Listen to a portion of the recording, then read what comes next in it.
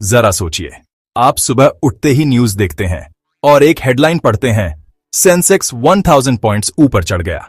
या कभी कभी सुनते हैं, स्टॉक मार्केट क्रैश हो गया, लोगों का करोड़ों का नुकसान।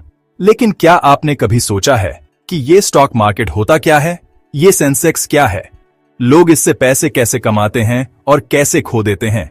और सबसे बड़ी बात, क्या आप भी स्टॉक मार्केट में इन्वेस्ट करके पैसा कमा सकते हैं?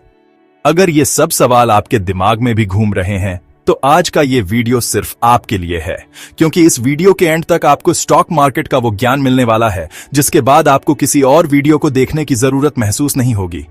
नमस्कार दोस्तों, आप देख रहे हैं डेली बाय एंड ड्रॉप, जहां हर रोज मिलता है आपको नया ज्ञान सिंपल भाषा में। तो चलिए बिना किसी देरी के शुरू करते हैं आज का सबसे मजेदार और सबसे जरूरी टॉपिक, स्टॉक मार्केट क्या है। सबसे पहले समझते हैं कि मार्केट का मतलब क्या होता है। मार्केट मतलब बाजार जहां चीजें खरीदी या बेची जाती हैं। जैसे सब्जी मंडी में सब्जी बिकती है, वैसे ही स्टॉक मार्केट में कंपनियों के शेयर्स बिकते हैं। शेयर्स क्या होते हैं? जब कोई कंपनी पब्लिक से पैसा उठाना चाहती है तो वो अपने बिजनेस का एक छोटा सा हिस्सा पब्लिक को बेचती है। इसी हिस्से को शेयर या स्टॉक कहते हैं। जब आप किसी कंपनी का शेयर खरीदते हैं तो इसका मतलब आप उस कंपनी के एक छोटे से मालिक बन जाते हैं। अब ये शेयर्स बिकते कहां हैं? ये बिकते हैं स्टॉक एक्सचेंजेस पर, जैसे बॉम्बे स्टॉक एक्सचेंज या नेशनल स्टॉक एक्सचेंज। अब सवाल यह है कि लोग शेयर्स क्यों खरीदते हैं और इसमें फायदा क्या होता है? दोस्तों, शेयर्स खरीदने का मकसद होता है पैसा कमाना। और यह पैसा कैसे आता है? दो तरीकों से। पहला तरीका है डिविडेंड। जब कोई कंपनी मुनाफा कमाती है तो वो अपने प्रॉफिट का कुछ हिस्सा अपने शेयर होल्डर्स को दे सकती है, इसे डिविडेंड कहते हैं। दूसरा तरीका है कैपिटल गेन। मान लीजिए आपने रिलायंस का एक शेयर 1000 रुपये में खरीदा और कुछ महीने बाद उसका दाम बढ़कर 1200 रुपये हो गया।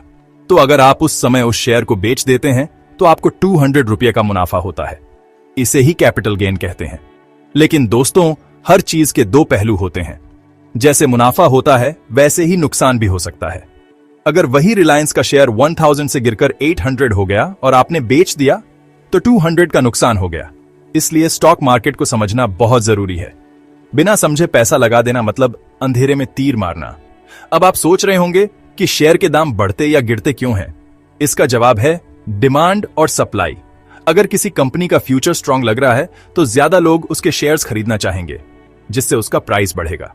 और अगर किसी कंपनी की खबर नेगेटिव है तो लोग उसके शेयर्स बेचेंगे, जिससे प्राइस गिरेगा। इसके अलावा इकोनॉमिक फैक्टर्स जैसे interest rate, inflation, government policies और ग्लोबल मार्केट का भी असर शेयर प्राइसेस पर पड़ता है। अब थोड़ा समझते हैं स्टॉक मार्केट के पार्टिसिपेंट्स के बारे में। कौन कौन लोग होते हैं जो इस बाजार में खरीद बिक्री करते हैं? सबसे पहले आते हैं रिटेल इन्वेस्टर्स, जैसे आप और हम, जो अपना पैसा थोड़ा थोड़ा लगाकर शेयर्स खरीदते हैं। फिर आते हैं इंस्टीट्यूशनल इन्वेस्टर्स, जैसे म्यूचुअल फंड्स, इंश्योरेंस कंपनियां, जो करोड़ों का पैसा एक साथ लगाते हैं। तीसरा ग्रुप होता है ट्रेडर्स, जो शॉर्ट टर्म में बाइंग सेलिंग करके पैसा कमाने की कोशिश करते हैं। और चौथा ग्रुप होता है ब्रोकर्स, जो इन्वेस्टर्स को स्टॉक एक्सचेंज से जोड़ने का काम करते हैं। आप जब भी कोई शेयर खरीदते हैं तो आप डायरेक्ट एक्सचेंज से नहीं खरीदते, बल्कि एक ब्रोकर्स के थ्रू खरीदते हैं। अब एक और इंपॉर्टेंट चीज समझना जरूरी है कि स्टॉक मार्केट में ट्रेडिंग और इन्वेस्टिंग में क्या फर्क है। इन्वेस्टिंग का मतलब होता है लंबे समय के लिए पैसा लगाना, जिसे आप 5 साल, 10 साल या ज्यादा समय तक होल्ड करते हैं। इन्वेस्टिंग में पेशेंस चाहिए और स्ट्रांग रिसर्च चाहिए, जबकि ट्रेडिंग में लोग डेली या वीकली बेसिस पर शेयर्स खरीदते और बेचते हैं, जिसमें ज्यादा रिस्क होता है और ज्यादा फोकस और टाइम चाहिए। ट्रेडिंग से पैसा जल्दी बन सकता है, लेकिन जल्दी खत्म भी हो सकता है। आजकल ऑनलाइन ट्रेडिंग का जमाना है और इसके लिए आपको चाहिए होता है एक डीमैट अकाउंट और एक ट्रेडिंग अकाउंट। डीमैट अकाउंट में आपके शेयर्स डिजिटल रूप से स्टोर होते हैं और ट्रेडिंग अकाउंट के थ्रू आप शेयर्स खरीद या बेच सकते हैं। इसके लिए आपको किसी SEBI रजिस्टर्ड ब्रोकर्स के पास अकाउंट खुलवाना पड़ता है, जैसे Zerodha, Upstox, grow, angel one या मोटीलाल ओसवाल।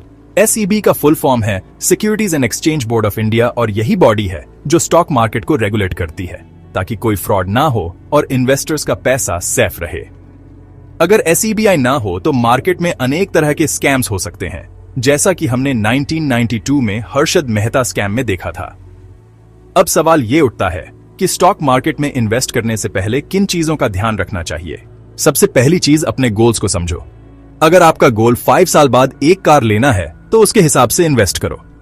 दूसरी बात, रिस्क टॉलरेंस। हर इंसान की रिस्क लेने की कैपेसिटी अलग होती है। अगर आप मार्केट के उतार चढ़ाव से परेशान हो जाते हैं तो शायद आपके लिए म्यूचुअल फंड्स बेटर ऑप्शन हो। तीसरा है नॉलेज। बिना समझे किसी टिप या एडवाइस के चक्कर में पैसा मत लगाओ, खुद पढ़ाई करो और समझो। चौथी बात, पेशेंस। स्टॉक मार्केट में पैसा ओवरनाइट नहीं बढ़ता, ये एक स्लो एंड स्टेडी प्रोसेस है। आपको यह भी समझना होगा कि हर कंपनी के शेयर्स में पैसा लगाना सेफ नहीं होता। आपको उस कंपनी का फाइनेंशियल परफॉर्मेंस, उसके फ्यूचर प्लान्स, मैनेजमेंट टीम और उस इंडस्ट्री के ट्रेंड को देखना चाहिए। फंडामेंटल एनालिसिस और टेक्निकल एनालिसिस के थ्रू आप किसी शेयर के पोटेंशियल को समझ सकते हैं।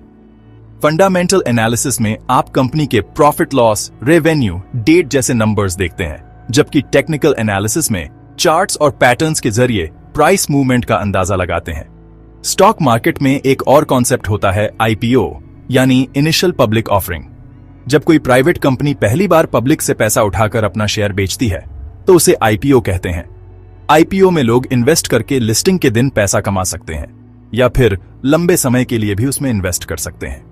एक और जरूरी चीज है डाइवर्सिफिकेशन, यानी अपना पूरा पैसा एक ही जगह मत लगाओ। अलग अलग सेक्टर्स और कंपनियों में पैसा बांटो ताकि अगर एक शेयर गिरता है तो दूसरे से बैलेंस हो जाए।